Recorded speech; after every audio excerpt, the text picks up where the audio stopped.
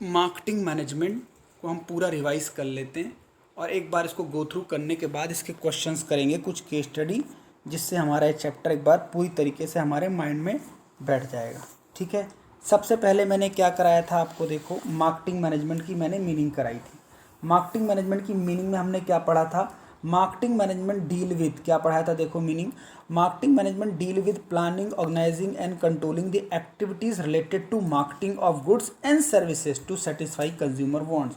यानी मार्केटिंग सिर्फ क्या नहीं है, सेल नहीं है, मार्केटिंग एक कोई प्रोसेस नहीं है, एक बहुत बड़ा एक क्या है एक्टिविटी है जिसके अंदर हम प्लानिंग करते हैं, प्रोडक्ट का ऑर्गेनाइजिंग करते हैं, कंट्रोलिंग करते हैं और सेल करने के बाद भी कस्टमर को सेटिस्फाई करने की एक्टिविटी करते हैं। ये सारी हमारी मार्केटिंग एक्टिविटीज़ है। उसके अंदर जो मेन चीज़ें हमें इसके अंदर पढ़नी थी वो पढ़नी थी क्या, 4 P's पढ़ने थे। 4 P's क्या कहते थे, जल्दी रिकॉल करो, प्रोडक्ट, प्राइस, प्लेस, प्रमोशन। जल्दी बोलो, प्रोडक्ट, प्राइस, प्लेस, प्रमोशन, है ना। बेसिकली इसमें हम क्या सोचते हैं, what to produce, how to produce and in what price to sell, this is what marketing management.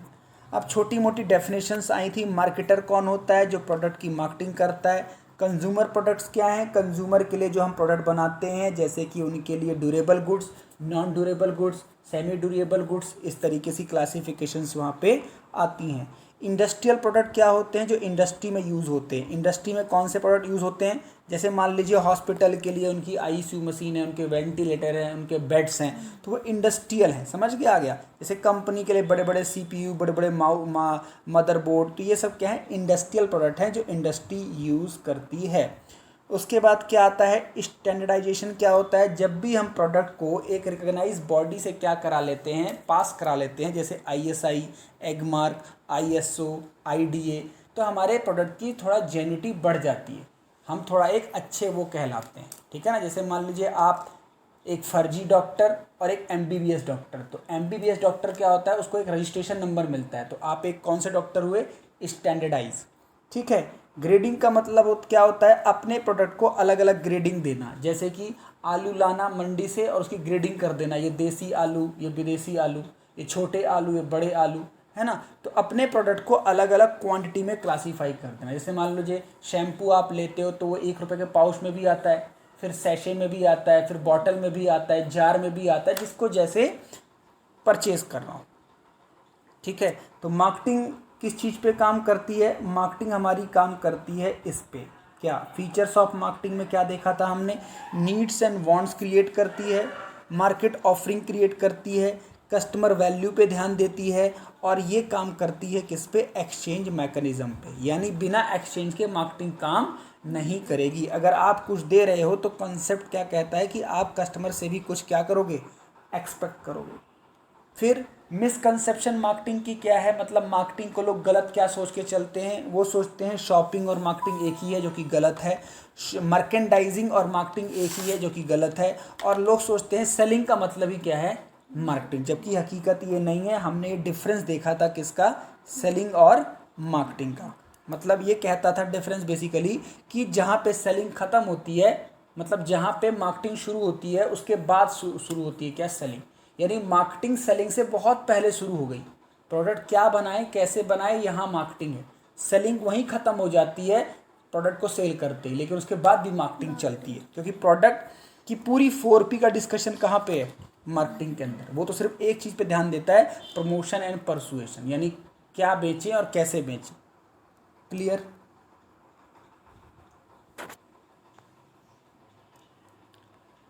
Next हमारे पास क्वेश्चन आता है फंक्शंस या मार्केटिंग एक्टिविटीज़।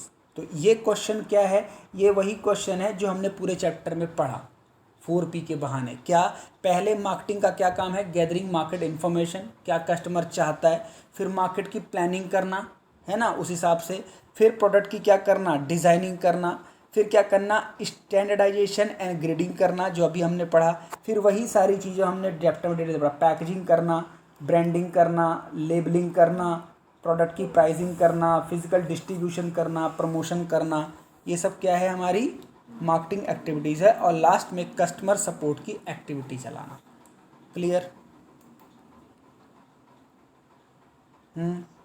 उसके बाद हमने पढ़ा था इसको मैंने वीडियो भेजा था आपको, बड़ी छोटी सी वीडियो थी, मार्केटिंग फिलॉसफी। अब मैं इसको समझा देता हूँ, ये बहुत इंपॉर्टेंट क्वेश्चन है, केस स्टडी यहाँ से आती है। मार्केट फिलॉसफीज़ क्या कहती हैं? हमारे पास 5 फिलॉसफीज़ हैं। कितनी फिलॉसफीज़ हैं? 5।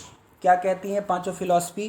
कहती हैं production concept, product concept, selling concept, marketing concept और सोसाइटल कॉन्सेप्ट।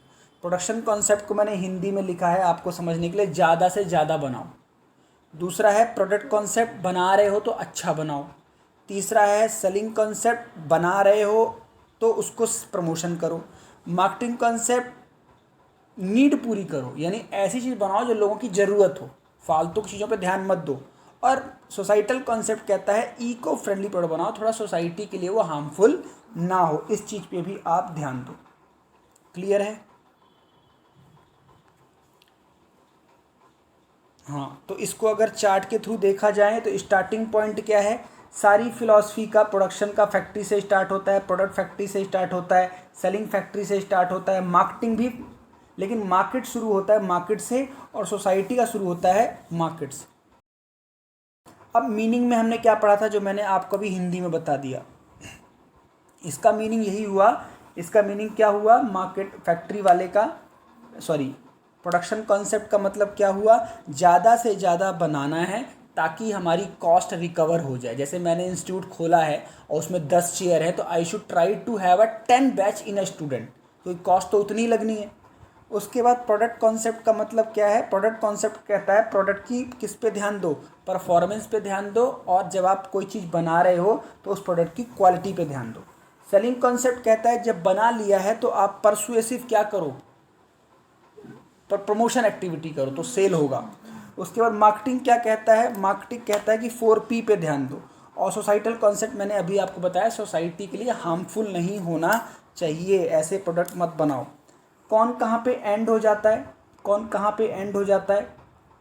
तो प्रॉफिट पे ख़त्म हो जाते हैं, मोस्टली प्रॉफिट की बातें करते हैं। मार्केटिंग, प्रोडक्शन कॉन्सेप्ट प्रॉफिट की बातें करता है, ये प्रोडक्ट की क्वालिटी पे बातें करता है ना। और ये क्या कहता है? वॉल्यूम पे बातें करता है, फिर एक कस्टमर सेटिस्फेक्शन पे बातें करता है, और ये सोसाइटी की बातें करता है ना। तो कौन सा कॉन्सेप्ट क्या है वो ऐसे तरीके से याद रखना है। प्रोडक्शन कॉन्सेप्ट ज़्यादा बनाओ, प्रोडक्ट कॉन्सेप्ट अच्छा बनाओ, और क्या था? सेलिंग कॉन्सेप्ट ज़बरदस्ती बेचो, मार्केटिंग कॉन्सेप्ट 4P पे ध्यान दो, और सोसाइटल कॉन्सेप्ट समाज के लिए ऐसा प्रोडक्ट ना बनाओ जो एनवायरनमेंट फ्रेंडली ना हो। Clear? Next marketing mix. Marketing mix क्या है? वही 4 एलिमेंट्स। तो मार्केटिंग मिक्स क्या हो गया? It refers to combination of 4 elements. क्या? Product, price, place, promotion. Product, price, place, promotion, that is 4P। अब हमने पहला P शुरू किया था, वो हमारा था क्या? Product, sorry, price. सबसे पहले हमने डिस्कस किया था प्राइस। तो प्राइस क्या है? जो भी एक वैल्यू कस्टमर सेलर को देता है वो प्राइस है। या दूसरे एंगल से, जितने पे गुड्स आप परचेस करते हो, प्रोड्यूसर को पे करते हो, वो आपके एंगल से प्राइस है। ठीक है, इसे कंसिडरेशन भी बोलते हैं। प्राइस का मतलब कंसिडरेशन। अब नेक्स्ट इंपॉर्टेंट क्वेश्चन आता है प्राइस स्ट्रेटजी। मार्केट में 2 स्ट्रेटजी चलती हैं। क्या? एक मार्केट पेनेट्रेशन और एक मार्केट स्कीमिंग। पेनेट्रेशन का मतलब होता है इतना कम प्राइस रखना कि बाकी सब कंपनी के मुकाबले आपका प्राइस सबसे सस्ता हो, जैसे जियो कंपनी ने किया था। पेनेट्रेशन का मतलब होता है शुरू से ही अपने प्रोडक्ट को अच्छा बताना और ज़्यादा प्राइस चार्ज करना, जैसे कुछ बाहर की कंपनियां करती हैं, जैसे आईफोन, मर्सिडीज़, BMW, ये सारे प्रोडक्ट्स। अब एक क्वेश्चन आता है कि जब हम किसी प्रोडक्ट का प्राइस डिसाइड करते हैं तो कितनी चीज़ों को ध्यान में रखना पड़ता है? तो बहुत सारी ऐसी चीज़ें। पहला कहता है प्राइसिंग ऑब्जेक्टिव। अगर आप प्रॉफिट के इरादे से प्रोडक्ट बनाया है तो महंगा आप बेचोगे। कस्टमर को पकड़ने के लिए आप फोकस कर रहे हो तो प्राइस कम रखोगे। दूसरा हमारे पास होता है प्रोडक्ट की कॉस्ट।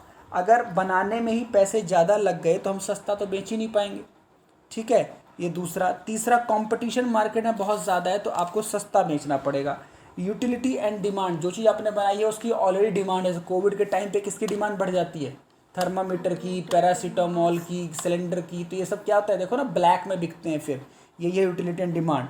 और जिसकी डिमांड नहीं होती है वो मारा मारा फिरता है उस टाइम प्रोडक्ट, है ना। ये हो गया नेक्स्ट पॉइंट हमारे पास। उसके बाद गवर्नमेंट रूल्स एंड रेगुलेशन, जिस चीज़ पे गवर्नमेंट का इंटरवेंशन, राइट। तो यहाँ पे हमने देखा गवर्नमेंट का जहाँ पे इंटरवेंशन होगा वहाँ पे प्रोडक्ट ज़्यादा महंगे नहीं होते।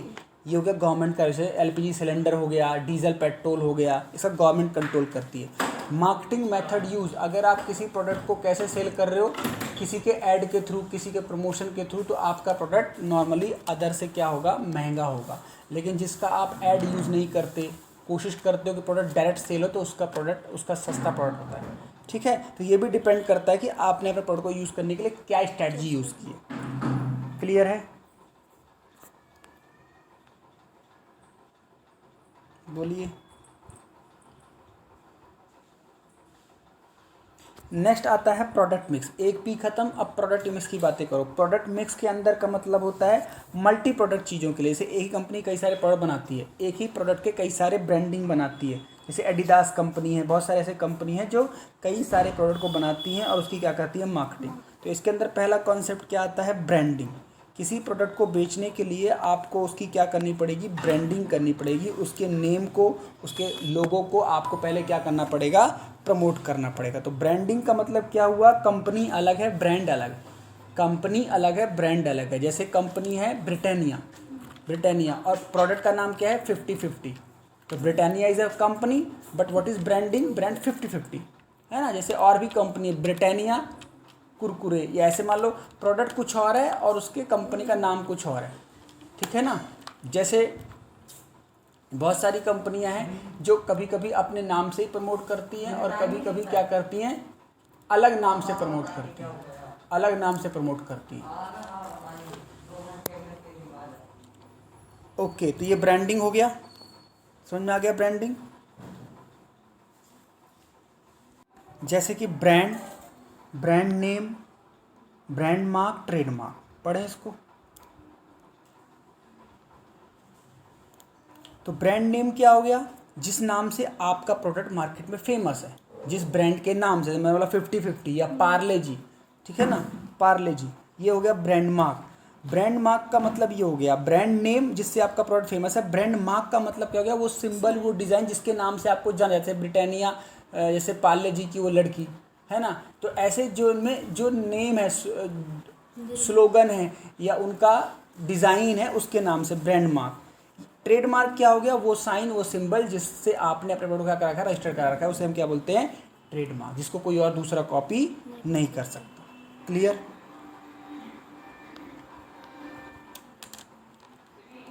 चले आगे।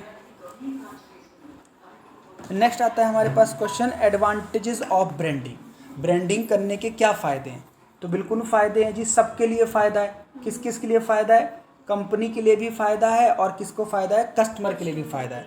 कंपनी के लिए क्या फ़ायदा है जी, मार्केटर बोलते हैं उसको। इसके लिए क्या फ़ायदा है भाई, अपने प्रोडक्ट को आप लॉन्च कर सकते हो, नए प्रोडक्ट को बेच सकते हो। एक ही कंपनी है, अलग अलग प्राइस चार्ज कर सकते हो, ठीक है ना, और आप उसको डिस्प्ले कर सकते हो अगर ब्रांडिंग अच्छी है तो।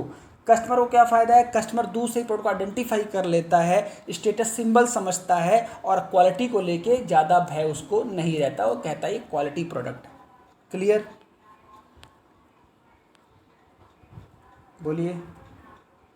नेक्स्ट क्वेश्चन आता है हमारे पास, characteristics of good brand name. This is important question. एक अच्छा ब्रांड नेम रखने से पहले किन बातों का ध्यान रखना चाहिए। तो ये बहुत ही सिंपल क्वेश्चन है। स्टार्ट नाम कैसा हो, शॉर्ट हो, सिंपल हो, सजेस्टिव नाम हो, डिस्टिंक्टिव हो, सेम नाम ना हो, ऐसा नाम हो, स्टेइंग पावर हो, और कैपेबल ऑफ बीइंग रजिस्टर्ड हो, मतलब दूसरी कंपनी उसको कोई केस ना कर दे, और मीनिंग क्लियर होनी चाहिए, मीनिंग कुछ गलत ना निकले किसी और लैंग्वेज में। क्लियर?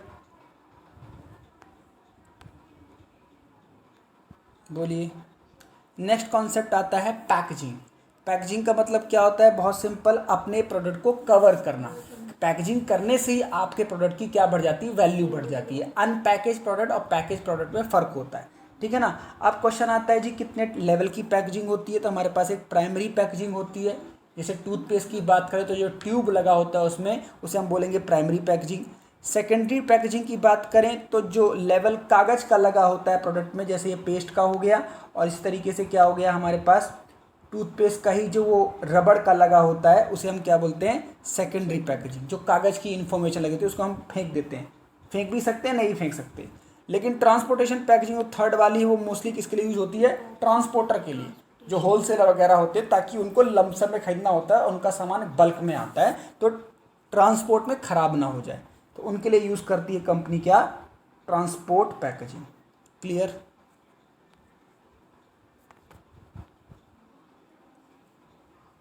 नेक्स्ट आ जाओ, इंपॉर्टेंस ऑफ पैकेजिंग बेनिफिट या फंक्शन। तो बहुत सारे इसके फ़ायदे हैं। प्रोडक्ट आइडेंटिफाई हो जाता है, प्रोडक्ट प्रोटेक्ट रहता है, प्रोडक्ट प्रमोट हो जाता है, प्रोडक्ट डिफ्रेंशिएशन हो जाता है, ये रेड है, ये ग्रीन है, ये फ्लेवर है, ऐसा है, ये वैसा है। ईजी हैंडलिंग कर सकते हो आप। कुछ कंपनियां पैकेजिंग ऐसी करती है कि आप उसको पढ़ कर ले जा सकते हो कहीं भी, है ना। राइजिंग स्टैंडर्ड, मैंने बताया ना, प्रोडक्ट जो पैकेट फॉर्म में होता है उसका स्टैंडर्ड अनपैकेट फॉर्म से अच्छा ही माना जाता है। और एक इनोवेशनल अपॉर्चुनिटी होती है किसके लिए, कि आप नया प्रोडक्ट बनाएं, आप अगर अट्रैक्टिव पैकेजिंग करते हो तो कस्टमर दो और ज़्यादा आएंगे। यानी हर प्रोडक्ट में आप अच्छी पैकेजिंग कर लेते हो तो आपके सेल होने की गारंटी और अच्छी है as compare to last product. Clear. बोलिए। नेक्स्ट कॉन्सेप्ट आता है हमारे पास लेबलिंग। पैकेजिंग और लेबलिंग सेम नहीं है, दोनों में फ़र्क है। पैकेजिंग का मतलब मैंने कवर किया है, लेकिन पैकेट के ऊपर जब हम उसमें रिटर्न करते हैं, नेम क्या है, उसके कंटेंट्स क्या हैं, न्यूट्रिशंस क्या हैं, एक्सपायरी डेट क्या है, ये सब चीज़ें क्या है, उसे हम बोलते हैं लेबलिंग करना। ठीक है, सजाना उसको लिख लिख के। तो उसमें कंपनी क्या करती है, नेम ऑफ प्रोडक्ट लिखती है, मैन्युफैक्चर डेट लिखती है, डेट ऑफ मैन्युफैक्चर, एक्सपायरी, ये सब चीज़ें मेंशन करती है। राइट। अब इसका भी क्वेश्चन आता है, क्या फंक्शन क्या है, इंपॉर्टेंस क्या है किसकी, लेबलिंग की। तो इसकी तो बहुत सारी इंपॉर्टेंस है। क्या भाई, कुछ चीज़ें तो रिक्वायर्ड बाय लॉ हैं, आपको लिखना ही पड़ेगा। जैसे प्रोडक्ट आप दवाई बेचो, एक्सपायरी डेट नहीं लिखोगे तो बिकेगा ही नहीं, वो मना कर देगी गवर्नमेंट, आप पे बैन लगा देगी, है ना। आइडेंटिफाई हो जाता है प्रोडक्ट किस कंपनी का है ना, ये फ़ायदा मिलता है। उसके बाद और क्या होता है, ग्रेडिंग कर सकते हो आप अपने प्रोडक्ट को। ग्रेडिंग मैंने कह सकता है रेड लेबल, ब्लू लेबल, तो पता था पैकेट का कलर से पता चल जाता है ना। हेल्प इन प्रमोशन, जैसे आपको कुछ लिखना है 20% एक्स्ट्रा, या आपको करना है 2 के साथ एक, फिर तीनों पे चिपका देते हैं इस तरीके से, है ना। तो इस तरीके से। और providing information required by law, जो लॉ कहता है वो इन्फॉर्मेशन, सिगरेट वगैरह, बियर वगैरह पे लेबल लगा देते हैं कि ये सेहत के लिए हानिकारक। क्लियर।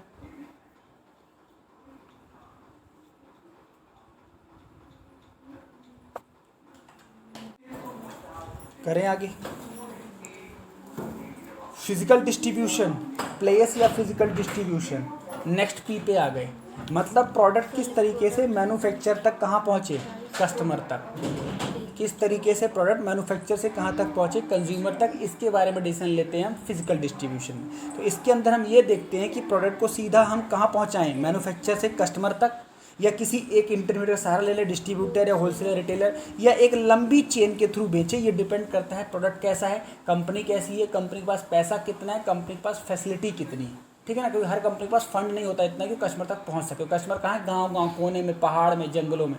ठीक है ना। तो ये डिसाइड करेंगे हम कहाँ, फिजिकल लेवल में, फिजिकल चैनल में। तो पहले ये समझते हैं कितने लेवल ऑफ चैनल हैं। तो हमारे पास 2 ही लेवल है, एक डायरेक्ट और एक इनडायरेक्ट। डायरेक्ट में क्या होता है, जिसमें आप डायरेक्ट अपने प्रोडक्ट को अपने आउटलेट से बेचते हो। ठीक है ना। और फिर सेकंड लेवल में क्या होता है, या तो 1 लेवल या 2 लेवल या 3 लेवल। तो 1 लेवल में कौन आ जाता है बीच में, 1 लेवल में कौन आ जाता है, रिटेलर आ जाता है। 2 लेवल में कौन आ जाता है, 2 आ गए, रिटेलर भी आ गया और होलसेलर भी आ गया। और 3 लेवल में कौन आ जाता है, पहले आ जाता है आपका एजेंट। जैसे आप विदेशी कंपनी हो तो इंडिया में आपने एजेंट अपॉइंट कर दिया, फिर एजेंट ने होलसेलर को दिया, होलसेलर रिटेलर को, फिर कस्टमर तक। जैसे मैंने एमआई का एग्जांपल बताया था, एमआई। ठीक है ना। कई सारी चाइनीज़ कंपनियाँ वो अपना एजेंट अपॉइंट कर देती हैं।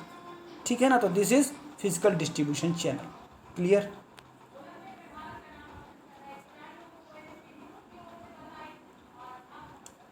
बस बाकी इसमें तो ज़्यादा चीज़ें कट ही गई हैं प्लेस डिस्ट्रीब्यूशन में। नेक्स्ट भी हमारे पास क्या आता है, प्रमोशन मिक्स। नेक्स्ट भी क्या है, प्रमोशन मिक्स। तो प्रमोशन के फिर से 4 चीज़ें हम पढ़ेंगे, advertising, sale promotion, public relation, और एक क्या था, पर्सनल सेलिंग। ठीक है। तो प्रमोशन मिक्स में क्या होता है, किस तरीके से हम अपने प्रोडक्ट को बनाने के बाद कस्टमर तक अवेयर करते हैं कि ये चीज़ हमने बनाई है और ये बढ़िया क्वालिटी की है, ताकि कस्टमर क्या करे, कन्विंस हो। तो इसके अंदर 4 चीज़ें हम क्या क्या पढ़ेंगे, जैसे मैंने बताया, advertising, personal selling, sale promotion और पब्लिक रिलेशन। तो सबसे पहले एडवर्टाइजिंग देखते हैं क्या होती है। एडवर्टाइजिंग क्या है, advertising in any paid form of non personal presentation और promotion of ideas goods and services by a identified sponsor. मतलब एक स्पॉन्सर के थ्रू अपने प्रोडक्ट को किसी के माध्यम से बेचोगे और उसके माध्यम से अपने प्रोडक्ट की इन्फॉर्मेशन को कस्टमर तक पहुंचाओ। ठीक है ना, उसे हम एडवर्टीजमेंट बोलते हैं। कहीं भी आप कर सकते हो, न्यूज़पेपर में ऐड कर सकते हो, मैगजीन में कर सकते हो, टेलीविज़न में कर सकते हो, रेडियो में कर सकते हो, या होर्डिंग्स लगा सकते हो। बहुत बहुत तरीके से एडवर्टाइजिंग होती है। क्लियर?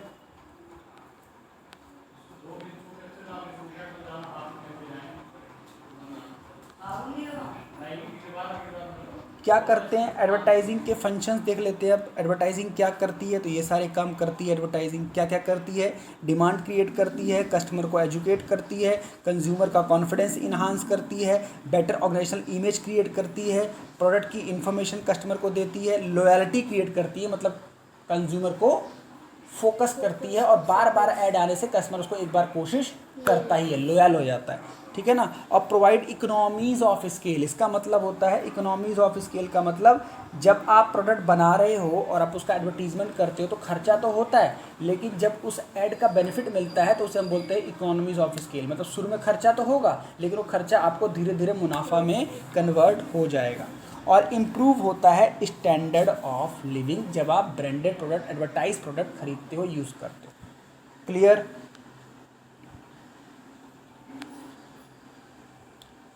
अब मेरिट्स क्या हो सकते हैं इसके? Merits of advertising, mass reach है, बहुत लोगों तक पहुंच सकता है।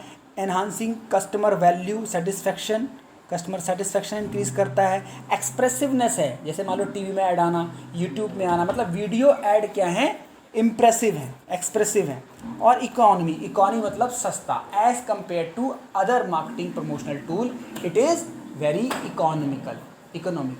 क्लियर? बोलिए, चलें आगे। नेक्स्ट लिमिटेशन की बात करते हैं। लिमिटेशन क्या है? इतनी पावरफुल, इतनी फोर्सफुल नहीं है, लोग इसको इग्नोर करते हैं। ठीक है ना। लैक ऑफ फीडबैक, इसमें फीडबैक जल्दी नहीं मिलती। ये इनफ्लेक्सिबल टूल है, एक बार ऐड कर लिया तो उसको हम ब्रेक नहीं कर सकते। और ये क्या है? लो इफेक्टिवनेस, लो इफेक्टिव। क्लियर? बस एडवर्टाइजिंग में हमारे पास इतना ही पार्ट है। उसके बाद हमारे पास आता है पर्सनल सेलिंग। करें इसको, पर्सनल सेलिंग करें। देखो पर्सनल सेलिंग क्या कहता है। Personal selling means selling product personally, यानी आप अपने प्रोडक्ट को कस्टमर के सामने बैठ के क्या कर रहे हो? एक तरीके से एडवर्टाइज कर रहे हो, बता रहे हो, एक्सप्लेन कर रहे हो, तो इसे हम क्या बोलते हैं? Personal selling. जब 1-to-1 कम्युनिकेशन हो रहा होता है, और इसे हम बोथ साइड कम्युनिकेशन भी बोल सकते हैं, आप भी बता सकते हो, कस्टमर भी आपसे पूछ सकता है, इसे हम क्या बोलते हैं? Personal selling. एक पर्सन दूसरे को सेल कर रहा है। तो एक क्वेश्चन इसमें आता है क्या, जो मोस्ट इम्पॉर्टेंट है, मेरिट्स, रोल और कैसा होना चाहिए पर्सनल सेलर। तो मेरिट्स क्या है पर्सनल सेलिंग के? ये कैसे काम करती है? ये फ्लेक्सिबल है, इससे फीडबैक तुरंत मिलती है, और इसमें मिनिमम वेस्टेज ऑफ टाइम होता है। पर्सनल सेलिंग की इम्पोर्टेंस क्या है? पर्सनल सेलिंग की इम्पोर्टेंस क्या है? बिजनेसमैन के लिए भी और कस्टमर के लिए भी। बिजनेसमैन के लिए क्या फ़ायदा है? इफेक्टिव प्रमोशनल टूल है, फ्लेक्सिबल है, आप चेंज कर सकते हो पर्सन को, minimise wastage of time and effort. लगता है वो नहीं लेगा तो हम ज़्यादा उसको कन्विंस करने की कोशिश नहीं करते। कंज्यूमर की अटेंशन का पता चल जाता है, रिलेशनशिप लॉन्ग मेंटेन होता है, और रोल इन इंट्रोडक्शन ऑफ, मतलब नए प्रोडक्ट को आप जल्दी से क्या कर सकते हो? इस प्लेटफॉर्म के थ्रू प्रमोट कर सकते हो। कस्टमर के लिए क्या बेनिफिट मिलता है? कस्टमर के लिए उसका स्टैंडर्ड ऑफ लिविंग इम्प्रूव होता है ना। मार्केट की लेटेस्ट इन्फॉर्मेशन मिलती है, कस्टमर की नीड्स एंड वांट्स पूरी होती है। कस्टमर क्या होता है? एक्सपर्ट बनता है। कस्टमर को एडवाइस हम देते हैं तो उसकी कोई क्वेरी नहीं रह जाती।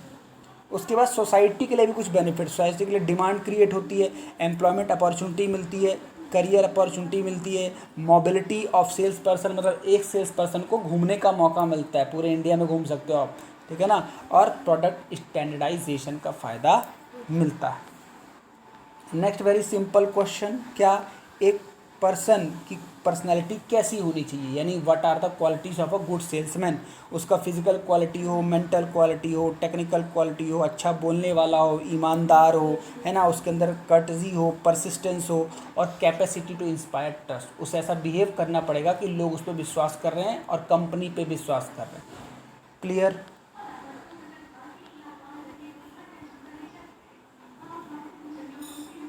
क्लियर है?